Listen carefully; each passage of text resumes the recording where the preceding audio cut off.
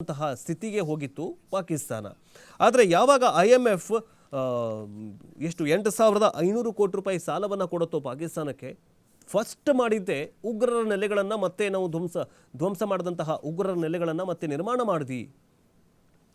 ಆಮೇಲೆ ಉಗ್ರರು ಯಾರ್ಯಾರು ಸತ್ತಿದ್ರಲ್ಲ ಅವ್ರ ಮನೆಗಳಿಗೆ 1 ಕೋಟಿ ರೂಪಾಯಿಗೇನು ಸಹಾಯಧನ ಕೊಡ್ತಲ್ಲ, ಇವೆಲ್ಲವನ್ನು ಮನಗಂಡಂತಹ IMF 50 ಷರತ್ತುಗಳನ್ನು ಹಾಕಿದೆ. 50 ಷರತ್ತುಗಳೇನಂತಂದರೆ ಈ ಹಿಂದಿನ 39ರ ಜೊತೆಗೆ ಇನ್ನೊಂದಿಷ್ಟು 11 ಷರತ್ತುಗಳನ್ನು ವಿಧಿಸಿದೆ IMF.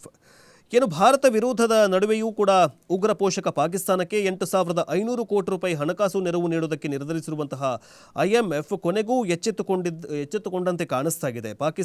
ಪಾಕಿಸ್ತಾನಕ್ಕೆ ಹಣಕಾಸು ನೆರವಿನ ಮುಂದಿನ ಕಂತು ಬಿಡುಗಡೆ ಮಾಡೋದಕ್ಕೆ, ಅಂದರೆ 8,500 ಕೋಟಿ ರೂಪಾಯಿ ಅಂದರೆ ಮುಂದಿನ ಕಂತು ವೈಸ್ ಕೊಡ್ತಾ ಹೋಗುತ್ತದು. ಏನು 8,500 ಕೋಟಿ ರೂಪಾಯಿ ಏನು ಬಿಡುಗಡೆ ಮಾಡಬೇಕಾಗಿದ್ದಂತಹ ಸಾಲಕ್ಕೆ ಪಾಕಿಸ್ತಾನಕ್ಕೆ 50 ಷರತ್ತುಗಳನ್ನು ಹಾಕಿದೆ. ಆ 50 ಷರತ್ತುಗಳನ್ನು ನೀವೇನಾದರೂ ಪಾಲಿಸಲಿಲ್ಲ ಅಂತಂದರೆ ನಿಮಗೆ 8,500 ಅಲ್ಲ, ಒಂದು ಬಿಡಿಗಾಸು ಕೂಡ ಕೊಡೋದಿಲ್ಲ ಅಂತ ಇದೇ IMF ಹೇಳಿದೆ.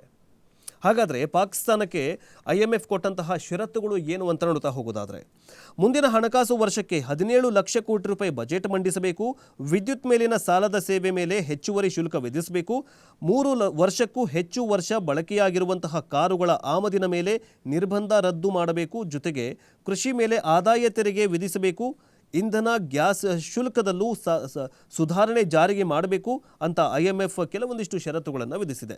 ಈ ಸಂಬಂಧ IMF ಸಿಬ್ಬಂದಿ ಹಂತದ ವರದಿಯೊಂದು ಬಿಡುಗಡೆ ಮಾಡಿದ್ದು, ಅದರಲ್ಲಿ ಭಾರತದ ಜೊತೆಗಿನ ಸಂಘರ್ಷವು ಪಾಕಿಸ್ತಾನದ ಆರ್ಥಿಕತೆಗೆ ಮತ್ತು IMF ಸಾಲ ಪಡೆಯಲು ನಡೆಸ್ತಾ ಇರುವಂತಹ ಸುಧಾರಣಾ ಕ್ರಮಗಳ ಮೇಲೂ ಕೂಡ ಹೊಡೆತ ಬೀಳಬಹುದು ಅಂತ ಎಚ್ಚರಿಕೆ ನೀಡಿದೆ.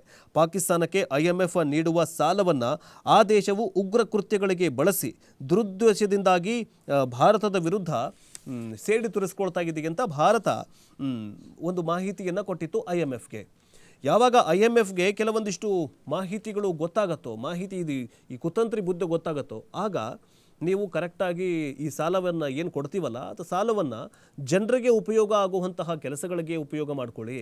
ನೀವೇನಾದರೂ ಉಗ್ರ ಸಂಘಟನೆಗಳಿಗೆ ಸಹಾಯಧನ ಕೊಟ್ಟನೋ ಅಥವಾ ಉಗ್ರ ಸಂಘಟನೆಗಳ ಈ ಇವರು ಬಂಕರ್ಗಳೇನು ಫಿನಿಷ್ ಮಾಡಿದ್ದೀವಲ್ಲ ಭಾರತದವರು, ಆ ಒಂದು ಉಗ್ರರ ಚಟುವಟಿಕೆಗಳನ್ನು ಹೆಚ್ಚು ಮಾಡೋದಕ್ಕೆ ಈ ಸಾಲವನ್ನು ಬಳಸ್ಕೊಂಡ್ರಿ ಅಂತಂದರೆ ಪರಿಣಾಮ ನೆಟ್ಟಿಗಿರಲ್ಲ ಅನ್ನುವಂತಹ ಎಚ್ಚರಿಕೆಯನ್ನು ಕೊಟ್ಟಿದೆ IMF.